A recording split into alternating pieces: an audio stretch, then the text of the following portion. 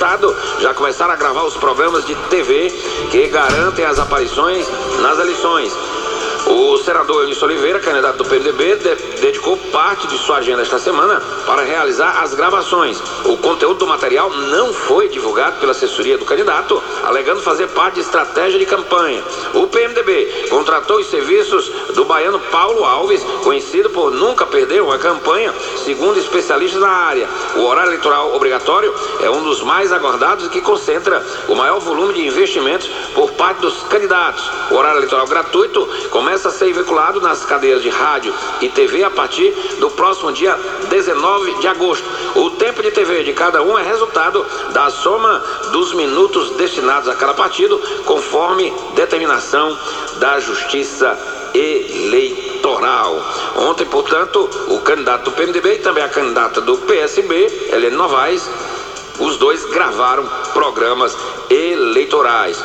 O candidato do PT, Camilo Santana, a assessoria dele, até ontem, não havia divulgado a previsão de quando serão iniciadas as gravações do programa da coligação. Ontem, o Ibope divulgou a sua primeira pesquisa depois das convenções e apontou o favoritismo do candidato do PMDB, Eunício Oliveira, que lidera a corrida para o governo do estado com 44% das intenções de voto.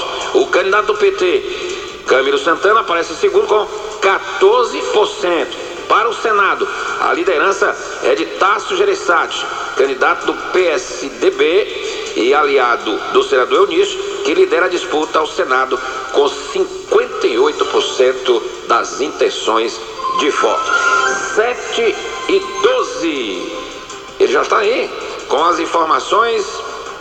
Ontem, Jonas, você dava a informação do estado de saúde grave do nosso queridíssimo, estimadíssimo Ariano Suassuna. A gente ficava na expectativa, orando, pedindo, mas na verdade a gente sabia da dificuldade pela idade e pelo grave estado clínico.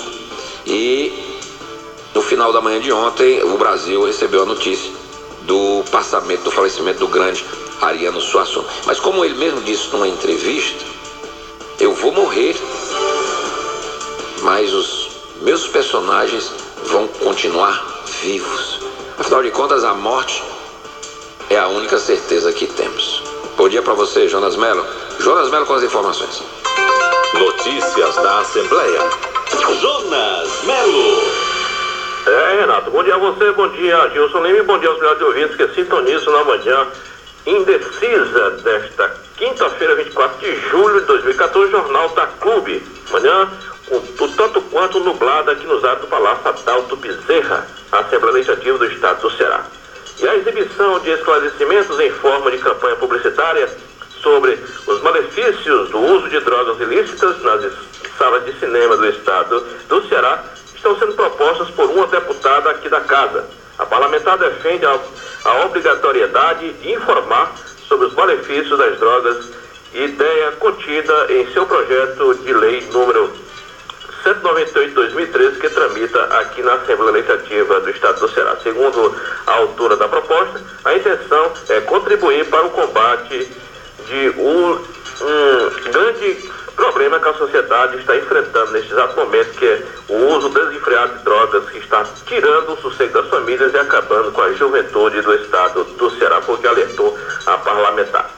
O Brasil avançou, Renato, uma posição no Índice de Desenvolvimento Humano, o IDH, de 2013, em comparação com o anterior, e passou do 80º lugar para o 79º. Aí eu vou dizer uma coisa, a mesma coisa de sair da lanterna, é a mesma coisa do Flamengo sair do 20º lugar do Campeonato Brasileiro e subir para o 19º.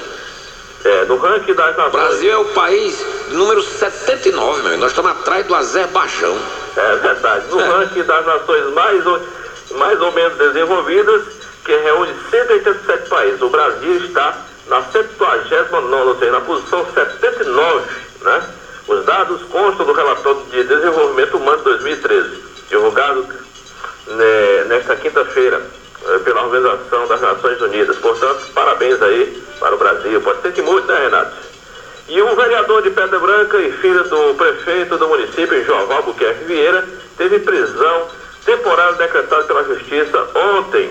Ele é acusado de tentativa de homicídio qualificado por motivo fútil no dia 3 deste mês e já está preso. A decisão atende a pedido do Ministério Público do Ceará. Segundo as investigações do Ministério Público, Renato, o vereador já tem antecedentes criminais e responde a uma ação penal por lesão corporal grave e invasão de domicílio.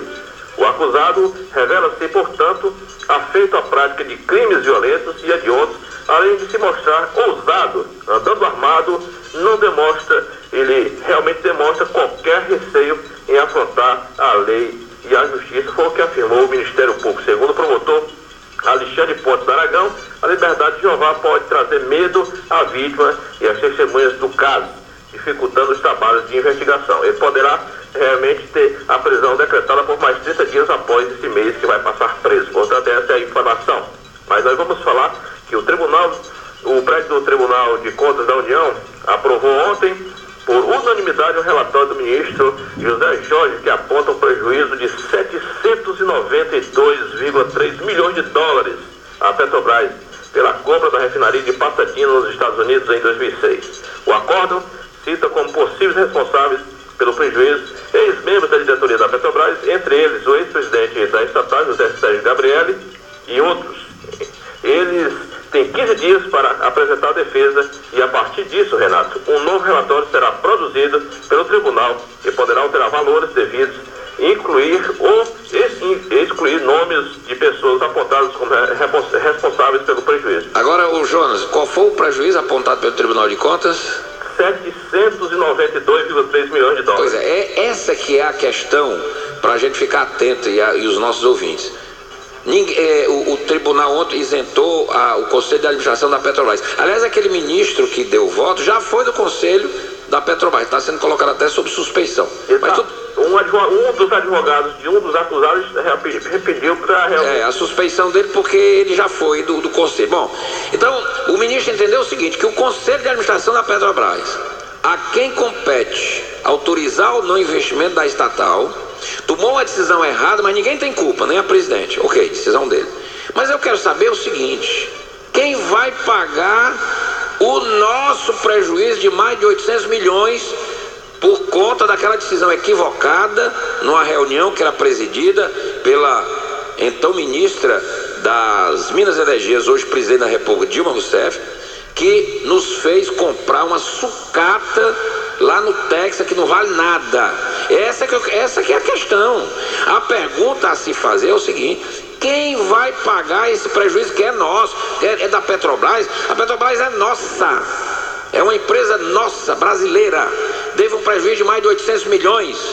Eu quero saber quem é que vai pagar esse prejuízo.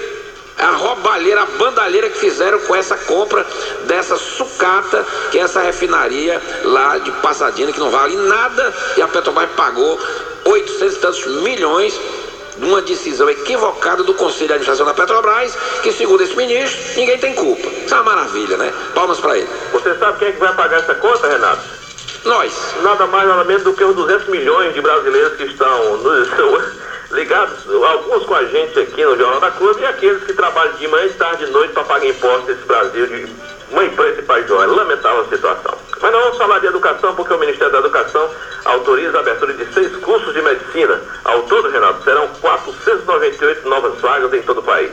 A meta é criar 11 mil novas vagas até 2017. Mas quem tem os detalhes direto de Brasília é a repórter Patrícia Scarpim. Ao todo, são 498 vagas em 6 novos cursos de medicina em instituições de ensino superior do país. 2 cursos vão ser abertos no estado do Rio Grande do Sul, num total de 122 vagas. 2 em São Paulo, num total de 176 vagas. Um na Paraíba, com 100 vagas, e um em Alagoas, com 100 vagas. A abertura dos novos cursos foi publicada no Diário Oficial de hoje. Em maio, o MEC já tinha autorizado a abertura de outros 8 novos cursos de medicina em universidades do interior do país, totalizando 420 vagas. A meta do governo federal é criar mais de 11 mil novas vagas até 2017. Reportagem Patrícia Scarpim. Ainda falando da questão da Petrobras, Renato, o secretário do Tribunal de Contas da União confirmou que a compra da refinaria não foi um bom negócio.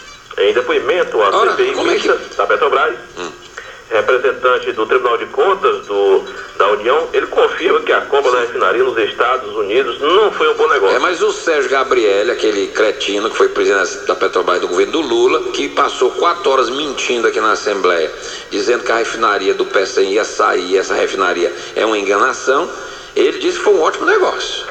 Mas ele comprou uma mansão na Bahia por R$624 mil à vista. Pois é, por isso que eu quero saber quem vai pagar o rombo de 800 milhões de dólares da Petrobras, porque aquele belga, que era o dono da refinaria, não comeu esse dinheiro só não. E no mesmo dia, Renato, o Tribunal de Contas da União aprovou um relatório que recomendou o ressarcimento de quase 800 milhões de dólares pelos ex-diretores da companhia. Mas quem tem os detalhes direto de Brasília é a repórter Érica Christian. Em sessão secreta, alegando sigilo empresarial, o secretário de Controle Externo da Administração Interna do Tribunal de Contas da União, Oswaldo Perru, declarou que a compra da refinaria de Pasadena, nos Estados Unidos, apresentou erros do começo ao fim. Ele foi o responsável por um terceiro parecer responsabilizando a diretoria da Petrobras na época do negócio, em 2006, mas isentou o Conselho Administrativo, comandado pela então ministra da Casa Civil, Dilma Rousseff. Esse relatório foi o mesmo do ministro do TCU, José Jorge, aprovado pelo plenário, que além de responsabilizar a ex-diretoria e inocentar o Conselho Administrativo, pede o ressarcimento de quase 800 milhões de dólares por concluir que a compra da refinaria foi lesiva aos cofres públicos. O presidente da CPI, senador Vital do Rego, do PMDB da Paraíba, afirmou que o parecer do TCU não interfere nas investigações da comissão. Não, ajuda e ajudará muito para que possamos construir um juízo de valor a respeito de um dos itens da investigação, que é a compra da refinaria de Pasadena. Ele só vem a ajudar o trabalho dos senhores parlamentares. Além do TCU, o Ministério Público Federal também isentou a presidente Dilma Rousseff dos erros envolvendo a compra de Pasadena. O líder do PT, senador Humberto Costa, de Pernambuco, disse que a oposição perdeu a bandeira na CPI. O ministro Zé Jorge foi obrigado a reconhecer que a presidenta Dilma não tem qualquer responsabilidade em qualquer irregularidade eventualmente praticada, bem como foi essa a posição do Procurador-Geral da República, Rodrigo Janot. O principal objetivo da oposição, que era tentar desgastar a presidenta Dilma, hoje caiu por terra. O ex-presidente da Petrobras, Sérgio Gabrielli, e os ex-diretores Nestor Cerveró e Paulo Costa terão 15 dias para apresentar defesa no TCU, que decidirá pelo valor do ressarcimento aos cofres públicos. Da Rádio Senado, Érica Christian. E se essa conta for paga, Renato, pelo dólar de hoje, está 2,22, aproximadamente tem que devolver aos cofres públicos em real 1 bilhão e 760 milhões de reais. Eu acho engraçado é o seguinte, só corrigindo aí a Érica Christian, grande repórter, mas a presidente na época era ministra das Minas e Energia, né? E por isso que ela presidia o Conselho de Administração da Petrobras, porque a Petrobras é uma empresa ligada ao Ministério das Minas e Energia, uma empresa estatal de capital aberto, cujo maior acionista é o governo federal. Bom, a pergunta que se faz aqui é muito simples, Digamos, Jonas, que nós estamos num conselho de administração de uma empresa e que a nossa decisão é fundamental para os rumos de uma empresa. Compra de ativos empresariais, definições de negócios importantes. Então, a gente toma uma decisão errada, a gente gera um prejuízo. Isso numa empresa privada. Quem é o culpado? É quem não participou da reunião ou quem estava na reunião? Quem é o culpado? É quem não participou da votação ou quem aprovou um parecer autorizando a compra de determinada ativo, no caso dessa refinaria, dessa sucata que empurraram, isso foi um macaco que empurraram para ganhar dinheiro e provocaram um prejuízo de 800 milhões. Eu acho engraçado assim, esses conselheiros da Petrobras então não servem para nada. Deviam acabar com esse conselho de administração da Petrobras, porque os caras ganham o jeton de 40 mil reais. O jeton é de 40 mil reais para ser conselheiro de administração da Petrobras. A presidente Dilma, na época, era a presidente, então ela era uma rainha da Inglaterra, não sabia de nada, aprovou para sem nada, provocaram um prejuízo de 800 milhões à Petrobras e ninguém tem culpa, segundo disse o relatório do ministro. Isso é uma piada. Agora, eu quero saber o seguinte, então acaba com o conselho de administração da Petrobras, porque se este conselho, ele não serve para nada, e quando ele aprova a empresa fazer uma compra errada, que provoca o prejuízo de 800 milhões, ele não tem culpa de nada, então, meu amigo, não serve para nada. Porque se um conselho que é para orientar a Petrobras a tomar boas decisões, a fazer bons negócios, ele manda a Petrobras comprar uma sucata que não vale nada e causa um prejuízo de 800 milhões de dólares, e esse conselho não tem culpa de nada, então acaba com esse conselho. Ele não serve para nada. É verdade, Renato. Mas vamos falar de cultura, porque a situação que aconteceu ontem deixa Recife triste, como você falou, e complementa a sua matéria. Uma situação sine qua non, a morte do escritor Ariano Suassuna para a Academia Brasileira de Letras. Portanto, morreu ontem, quarta-feira, o escritor, poeta e dramaturgo Ariano Suassuna. Mas nós vamos aos complementos da informação, a sua matéria, com a repórter Carmen Lúcia, direto de Brasília. Morreu nesta quarta-feira o escritor, poeta e dramaturgo Ariano Suassuna. Ele estava internado desde segunda-feira no Real Hospital Português após ter sofrido um acidente vascular cerebral hemorrágico. Suassuna, que tinha 87 anos, morreu de parada cardíaca provocada pela hipertensão intracraniana. A família ainda não informou os detalhes do funeral. Nascido em João Pessoa, quando a capital paraibana ainda se chamava Nossa Senhora das Neves, em 1927. Ainda adolescente, Ariano Vilar Suassuna foi morar no Recife, onde terminou os estudos secundários e deixou seu nome marcado na cultura e literatura brasileira, especialmente no teatro. Em 1946, fundou no Recife o Teatro do Estudante de Pernambuco, junto com o amigo Hermílio Borba Filho. No ano seguinte, escreveu a sua primeira peça teatral, Uma Mulher Vestida de Sol, seguida de Cantam as Harpas de Sião e Os Homens de Barro. Em 1955, escreveu sua obra mais popular, Alto da Compadecida, que conta as aventuras de dois amigos, Chicó e João Grilo, no Nordeste brasileiro. A peça foi adaptada 2 vezes para o cinema em 1969 e 2000. Suassuna continuou criando, escrevendo peças de teatro, romances e poesias. O Santo e a Porca, Faça da Boa Preguiça, e Romance da Pedra do Reino e O Príncipe do Sangue do Vai e Volta são algumas das dezenas de obras dele. A maioria delas foi traduzida para outros idiomas, como francês, alemão, espanhol, inglês e holandês. Em 1989, passou a ocupar a cadeira número 32 da Academia Brasileira de Letras. Carismático, Suassuna esbanjou simpatia por onde passou.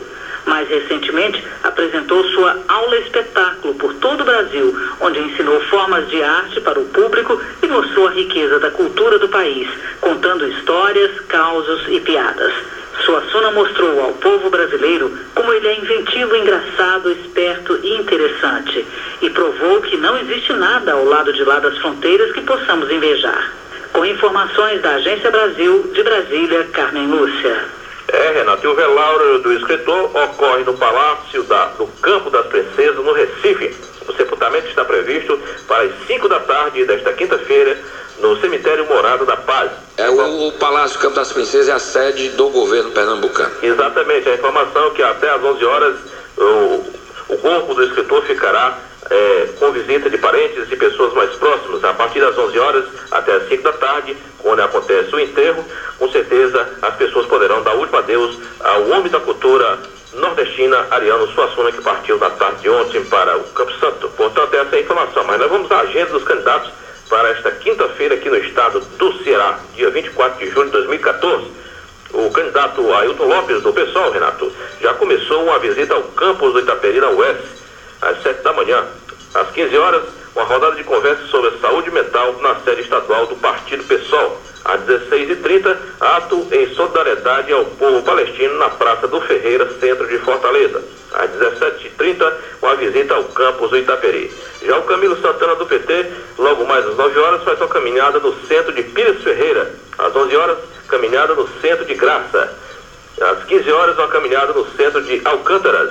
Às 17 horas, uma caminhada no centro de Chaval. E termina o dia, com a noite, às 20 horas, uma caminhada no centro de Barroquinha. Eliane Novaes, do PSB, que também disputa a vaga do governo do estado, às 7 horas, portanto, já começou a panfletagem na entrada dos trabalhadores da CAGES da Aldeota. E às 20 horas, solenidade de homenagem ao Dia do Comerciante pela Federação das Câmaras de Dirigentes Lojistas do Ceará.